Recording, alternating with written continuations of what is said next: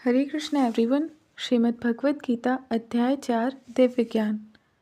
भगवान श्री कृष्ण ने कहा, मैंने इस अमर योग विद्या का उपदेश सूर्यदेव विवस्वान को दिया और विवस्वान ने मनुष्यों के पिता मनु को उपदेश दिया और मनु ने इसका उपदेश इक्ष्वाकु को दिया।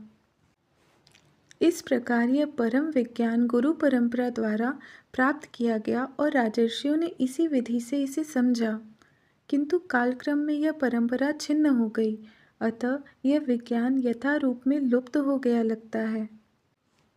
आज मेरे द्वारा वही यह प्राचीन योग यानी परमेश्वर के साथ अपने संबंध का विज्ञान तुमसे कहा जा रहा है, क्योंकि तुम मेरे भक्त तथा मित्र हो, अतः तुम इस विज्ञान के दिव्य रहस्य को समझ सकते हो।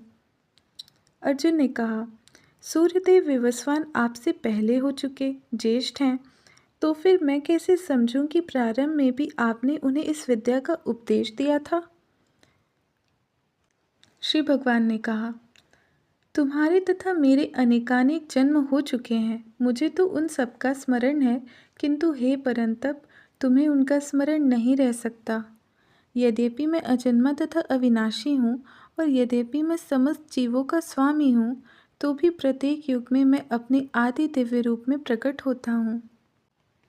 हे भरतवंशी, जब भी और जहाँ भी धर्म का पतन होता है और अधर्म की प्रधानता होने लगती है, तब तब मैं अवतार लेता हूँ।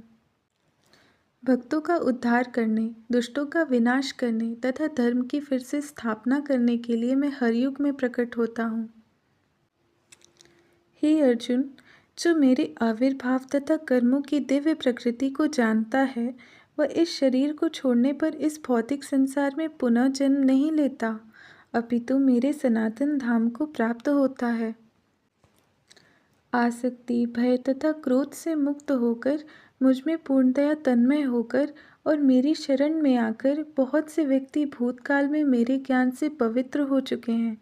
इस प्रकार से उन सबों ने मेरे प्रति दिव्य प्रेम को प्राप्त किया है। जिस भाव से सारे लोग मेरी शरण ग्रहण करते हैं, उसी के अनुरूप मैं उन्हें फल देता हूँ। हे पार्थ, प्रत्येक व्यक्ति सभी प्रकार से मेरे पद का अनुगमन करता है। इस संसार में मनुष्य सकाम कर्मों में सिद्धि चाहते हैं, फलस्वरूप वे देवताओं की पूजा करते हैं। निसंदेह इस संसार में मनुष्य को सकाम कर्म का फल शीघ्र प्राप्त होता है। प्रकृति के तीनों गुणों और उनसे संबंध कर्म के अनुसार मेरे द्वारा मानव समाज के 4 विभाग रचे गए। यद्यपि मैं इस व्यवस्था का